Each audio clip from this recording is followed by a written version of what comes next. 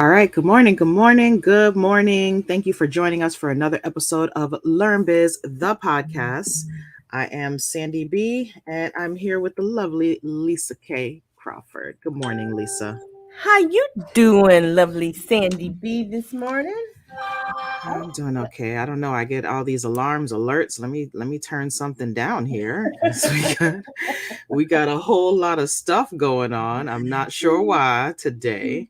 Ding ding, ring rings, and you get notified all over the place, huh? Good Lord, we surely are. Well, All right. Well, happy Tuesday, guys. Just another one from Learn Biz, the podcast. Hope that you are following us on social media at B is for BIZ. We're on Instagram, we're on Facebook, we're on TikTok. Please be sure that you are subscribed to this channel. Click that notification bell so that you will receive a notification when we go live. And we broadcast every Tuesday morning at 7:45 a.m. here on YouTube, as well as Facebook and LinkedIn. So, Lisa, we got yeah. something to talk about today. Today's topic is name a well-known entrepreneur who has inspired you. Uh, Ooh, good th- one, good one. this is an interesting one. I immediately had somebody in mind only because we just recently saw a spectacle of this person. But I'll defer to you first. Who's the entrepreneur who has inspired you? Well, this is for just all time's sake. Not, it's hard to just think of one. There's been so many inspirations, but in business, I'm going to look to Madam C.J. Walker. Are you going back? You going back in the I'm day? going way back in time because she represents foundation in a time where establishing black or businesses by black people could have been very easy, and the challenges must have been so much harder than they are now. And the fact that she holds the Guinness Book of World Records still for the first female self-made millionaire, I think we got to give it to Sarah Breedlove, also known as Madam C.J. Walker.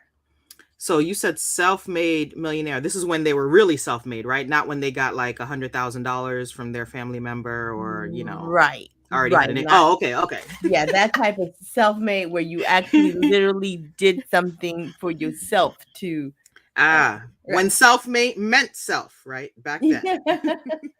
Yeah, like that. Yeah, because in recent years we've heard a lot of stories, but Madam CJ Walker always comes to mind when it comes to business, especially the beauty industry. Our role in the beauty industry is very heavy. Sometimes we're seen more as consumers than producers, right? Than Exactly. manufacturers, than distributors. So I think it's amazing that we both are addressing someone that's in the beauty industry today. But what do you think about Madam CJ Walker in terms of the desire to step into this lane at a time when it just wasn't really a thing? Well, what I love about her is that she was born right after the end of the Civil War, during a period of Reconstruction in America, in, in 1867. Okay. Right. So there you go. Set the stage for a young businesswoman trying to make it in this country during that time.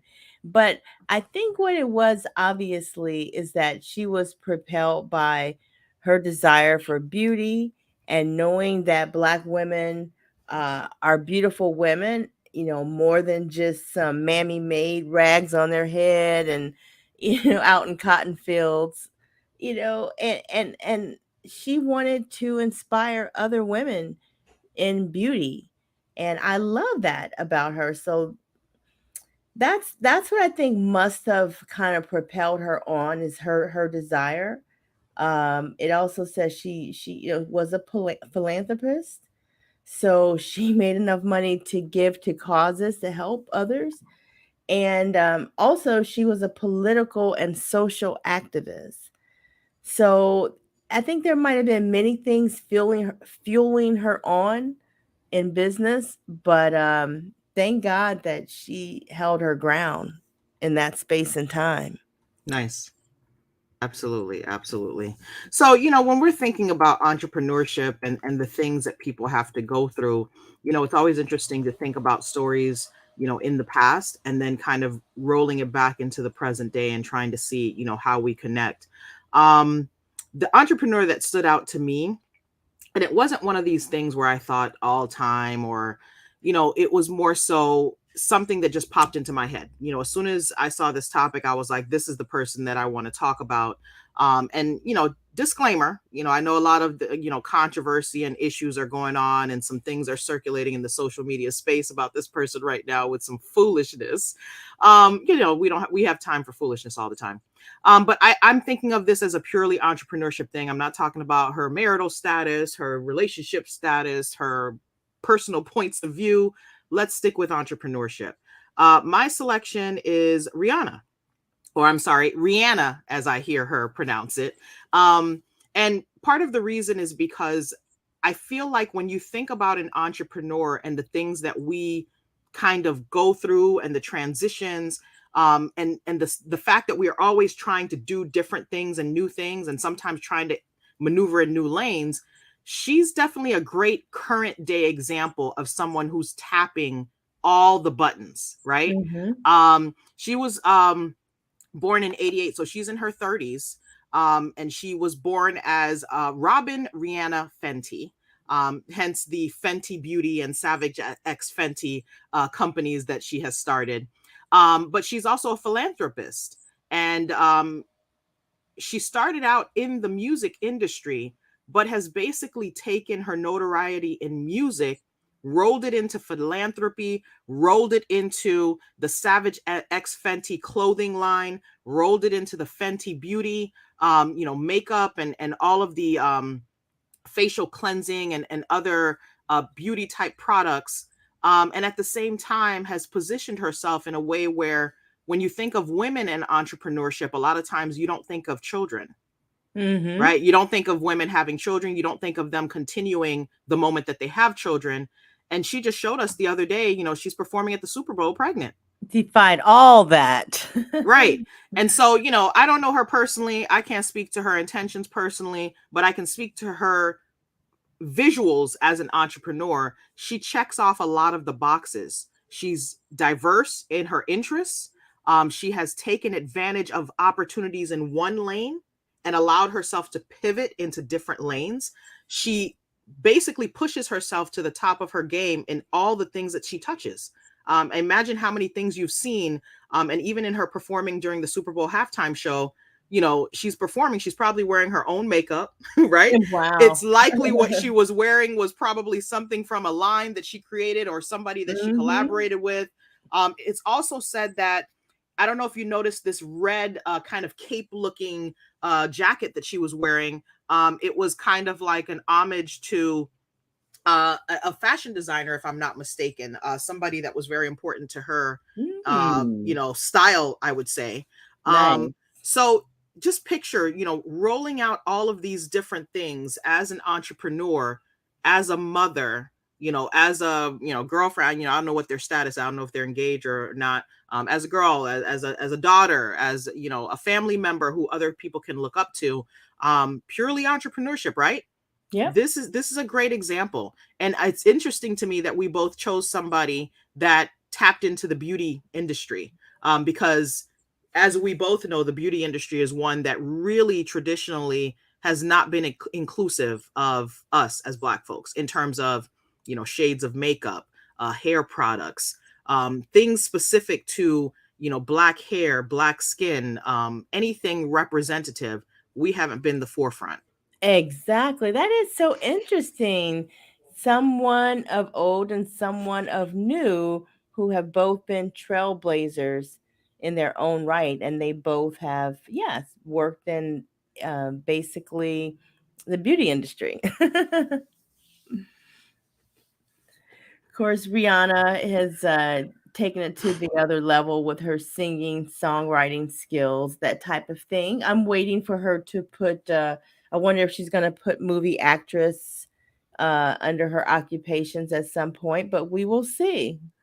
Yeah, we'll definitely be able to see what's going on with that. But, it's always interesting just to look at the different issues that go on and some of the scenarios that play out when it comes to Black folks in history. And it's just convenient that we're talking about this during Black History Month. So that's a good thing as well.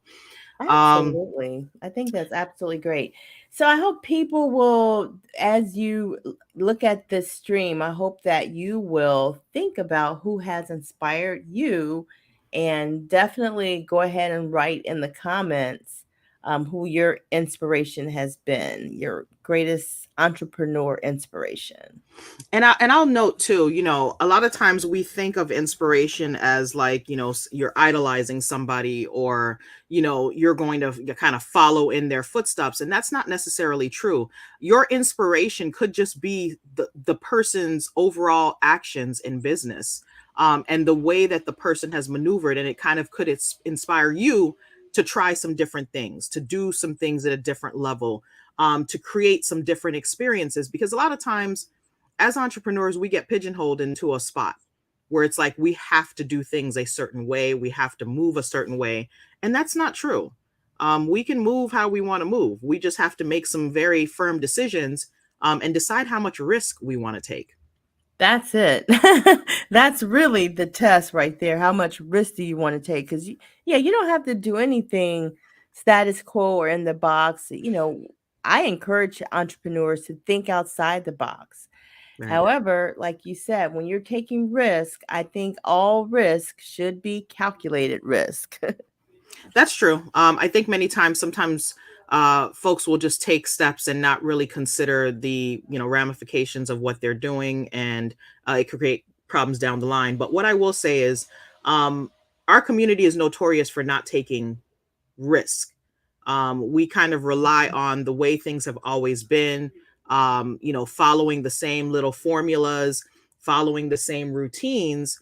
And what has it given us? Nothing. It's given us no positioning. And there's so much out here technology wise that we can tap into. There are so many resources.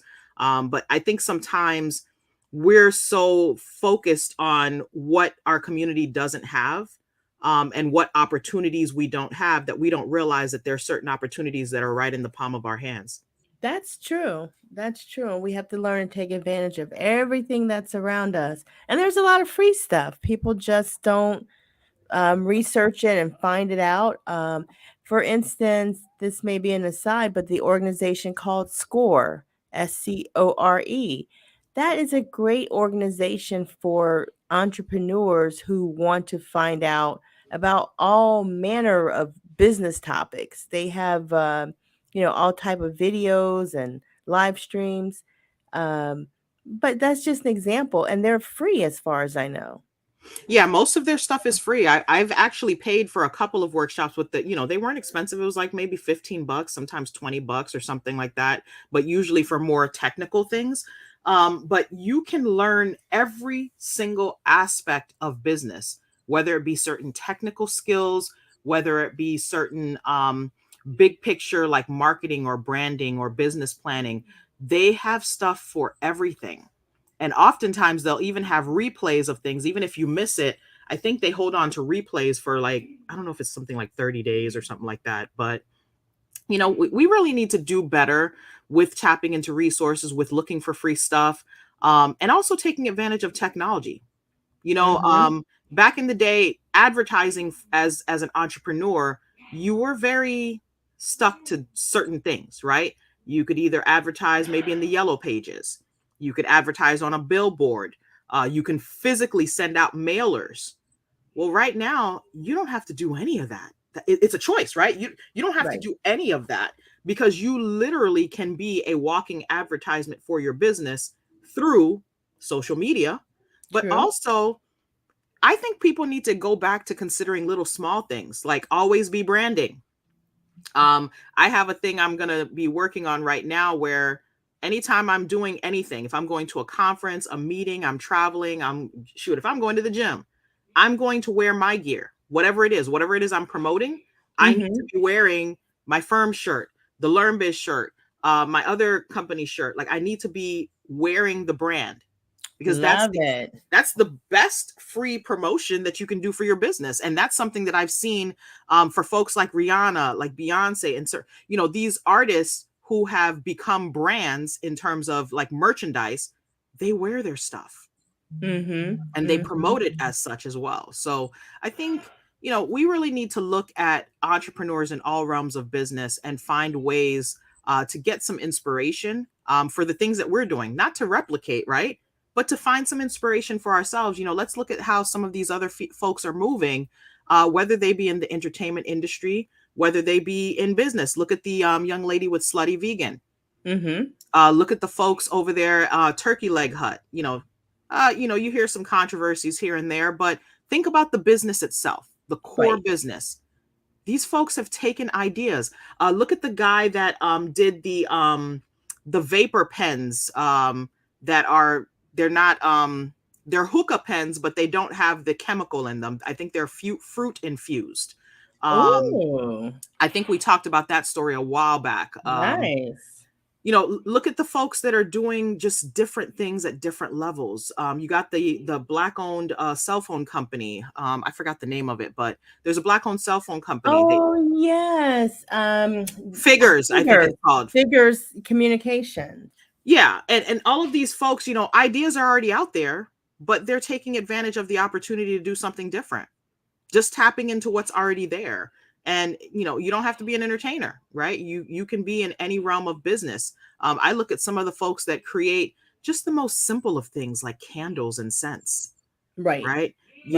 Handmade beauty products. My loctician at this point, not only does she do my hair, but she also has shampoos and all kinds of hair oils and stuff like that, tapping in to the opportunity. I'm inspired when I see folks doing those types of things. So that's true. Now, you know what? I'm going to tell you who I want to be inspired by in the future. I really want to be inspired by entrepreneurs who are working in the area of environmental health and climate control and, how to rid our earth of all of these toxins that are eventually going to consume us all. Because if we're breathing plastics in the air, if we're eating plastics because it's in our water stream, if the fish and all of them are consuming we're in trouble. Right. So I really want to have more inspiration from people who are entrepreneurs with regard to environment. Because I guess we have to have kind of like the next generation kind of to start beating the drum on some of these things, because some of these other generations and politicians don't seem to have really made a dent. Yeah, I think that there's just so many different issues that we can tap into when it comes to entrepreneurship and business. And it's just, we have to be willing to step to another level and do things in another pace, because it's not always going to be dictated according to, either the old ways or, any particular style. We can do something different and be, transformative in that. Okay. So I think that one of the things that we want to remind folks of is that we do have our LearnBiz Entrepreneur Journal. Yay! Opportunity, a great opportunity for you to take your inspirations and put them into writing. You can jot down the things that you've learned from those that are your inspiration in business. Jot down some of the activities that you are doing to get yourself closer to the point of also being an inspiration, and also celebrating your wins, celebrating the experiences and the opportunities that are in your hands. Because technology is the grand equalizer, especially if you tap in. Absolutely. I'm telling you, it really is. And this way social media operates these days, there is parity between a solo practitioner or business and a larger scale business. There you can get some parity just because of the access. Absolutely. So please check out our LearnBiz Entrepreneur Journal. You can pick it up now on Amazon. And don't forget, guys, we appreciate your support. We see our numbers trickling. They're trickling slowly, but they're trickling nonetheless. Trickling in. take advantage of the opportunity to share this video or any of our videos. Please click the subscribe button and also click the notification bell so you'll be notified when we go live. And don't forget to follow us on social media. We're on LinkedIn, we're on Facebook, we're on Instagram, and on TikTok at B is for BIZ, or you'll also see our name as LearnBiz LLC. All right. Yes, please. We would love your support. Journaling is good. It's where it's at. It's a great, great, great thing for us. So I hope you guys will join Sandy and I because we've been at it for several months. Yeah, we started November. I want to say it was something like the 20th, right before Thanksgiving. Yeah. So we've been really hitting it every single day. Even when we miss days, we go back and we're like, all right, what did I learn that day? What did I do that day towards the business? So it's been really helpful and enlightening. And we better tell people what's coming up with regard to that too, because we have our journaling group. Oh, yes. So we have the LearnBiz business journaling group. We're going to be meeting on Monday, the 27th at 7 p.m. Eastern Standard Time. If you have not already picked up a copy of your journal, please go to Amazon. It's the LearnBiz Entrepreneur Journal. You can order it. You'll probably be able to get it before our meetup on Monday, the 27th at 7 here on YouTube. It is a private link, so you got to reach out to us. You can send us an email at LearnBiz so that we can make sure that you get the link to this event. Yes. And we have another event the day after that. We are busy this month. On the 28th of February, we have a seminar. It's called Business Succession Planning, Creating a Legacy Through Entrepreneurship. And so that should be very informative for anyone in business who has thoughts about if something happens to me, what happens to my business. We're going to tackle some of those issues in business and talk about the different ways entrepreneurs and business owners can protect themselves.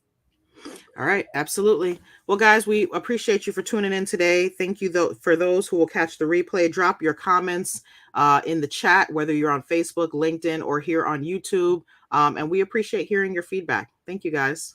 Thank you. See you next week. Bye.